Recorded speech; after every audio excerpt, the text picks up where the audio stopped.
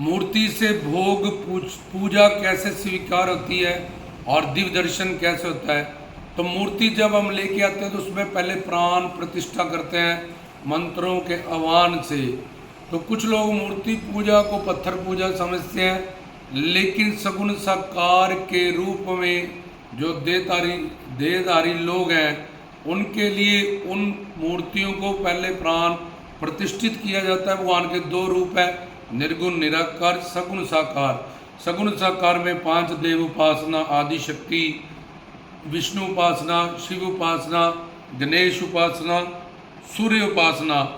तो इन उपासनाओं में हम मूर्तियां बनाते हैं, उनको ला के प्राण प्रतिष्ठित करते हैं, भोग लगाते हैं, उनकी पूजा करते हैं, अर्चना करते हैं। और धन्य जाट ने उसी मूर्तियों में से भगवान विष्णु को बुलाया, प्रहलाद ने नरसिंह भगवान को बुलाया। ऐसा कैसे होता है? तो समझे कि तो भगवान के अनंत नाम हैं और अनंत शक्ति हैं। तो भगवान सर्वज्ञ सर्वंतर्यामी है, इसलिए वो सबके अंदर के संकल्प को नोट करता है, उसकी मुताबिक हमें फल देता। और भगवान भाव ग्रही होता है, वो हमारे भाव का भोग लगाता है और भाव में से प्रेम का जन्म होता है। तो प्रेम वश होके भगवान रहता है और भगवान सर्वव्यापक है। भगवान ने जो भी बनाया, जैसे दूध में घी व्यापक होकर रहता है, तिल में तेल, फूल में खुशबू व्यापक होकर रहता है, ऐसी आत्मा अपनी पूरी सृष्टि में सर्वव्यापक रूप होके रहता है। जो उसके लिए साधना करता है, पूर्ण गुरु से शिक्षा दीक्षा प्राप्त करता है, वो उनका दिव्य दर्शन पाता है। वो पहले श्रद्धा सतगुरु सत्संग, फिर अनर्थ निवृत्ति, फिर निष्ठा, फिर रुचि, फिर आसक्ति, फिर भाव, फिर प्रेम और फिर दिव्य दर्शन होता है। इस साधना से गुजर के प्रेमा भक्ति के मार्ग से पहले वो साधना भक्ति, भाव भक्ति, प्रेमा भक्ति, फिर अपने भगवान का दिव्य दर्शन करता है। तो अब था कि भगवान, कुछ लोग जो समझते हैं कि ये तो पत्थर की पूजा कर रहे हैं, उनके लिए भगवान सर्वज्ञ सर्व अंतर्यामी है, इसलिए भगवान को पता चल जाता है कि ये किसी पत्थर को नहीं पूज रहा और भगवान सर्वव्यापक है। उसने जो भी बनाया, आकाश, पाताल, वायु, जल, वो सब चीज़ों में सर्वव्यापक है। हर वस्तु में, हर जगह पे अंतर्यामी है और प्रेम वश और भाव ग्रही है। इसके कारण जब हमारा भाव साधना भक्ति से हम भाव भक्ति तक पहुंचते हैं, हमारा अंतःकरण शुद्ध हो जाता है, हमें सहनशीलता, दीनता, नम्रता, ऐसे दिव्य गुण आते हैं। हमारा सात्विक गुण, रज गुण और तम गुण से बहुत ज़्यादा बढ़ जाता है, उन दोनों गुणों पे प्रधान हो जाता है।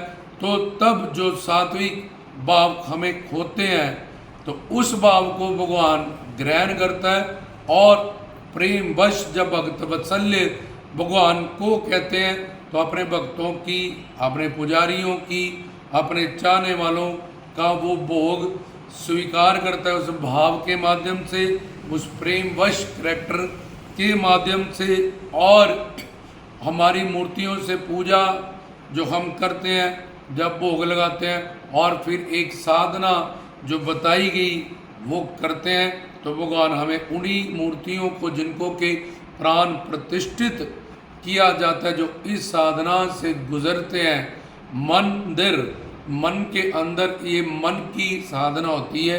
तो भगवान हम जिस भी रूप में, जिस भी जगह से उसका दर्शन, जिस भी अवतार के रूप में, निर्गुण निराकार परब्रह्म ज्योति स्वरूप या सगुण साकार 5 अवतारी स्वरूप के रूप में चाहते हैं, तो उन्हीं मूर्तियों से, उन्हीं जगहों से, वो धन्य जाट के पास पत्थर से, जैसे प्रहलाद के पास खंबे से, जैसे द्रौपदी को बचाने के लिए अंबर अवतार हुआ, तो भगवान प्रेम वश भाव ग्रही शरणागत वत्सल्य या भक्त वत्सल्य होता है।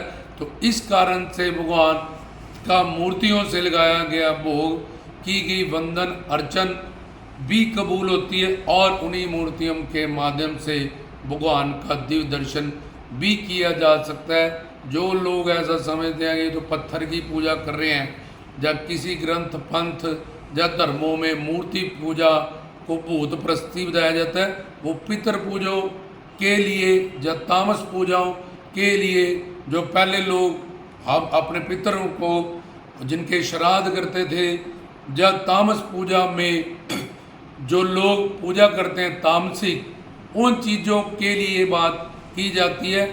लेकिन बाकी मूर्तियां जो अवतारी प्राण प्रतिष्ठित है, जैसे कृष्ण जी ने कंस को मारा, रामचंद्र जी ने रावण को मारा, तभी धर्म की स्थापना हुई। माँ दुर्गा ने शुंभ निशुंभ चंड मुंड रक्त बीजम मधु कैटव दुर्गा सप्तशती में पढ़ते हैं।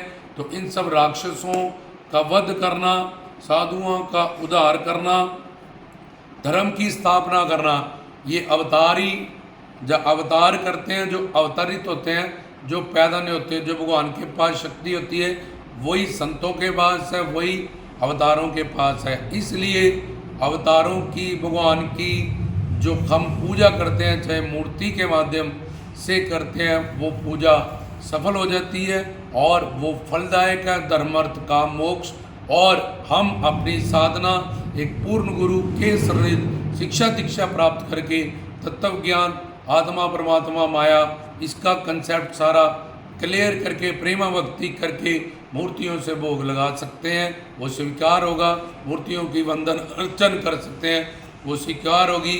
और मूर्तियों के माध्यम से हम उन्हीं मूर्तियों से अपने प्रभु कृष्ण को, राम को, बाबा बालकनाथ जी को, माता रानी को, जिस भी रूप में तुम बुलाना चाहो, जिस अवतार के रूप में, उसी भावग्राही और प्रेम वश सर्वज्ञ सर्वंतर्यामी पिता ज़रूर दर्शन देंगे, ज़रूर भोग लगाएंगे, सूर जोरियाँ भरेंगे।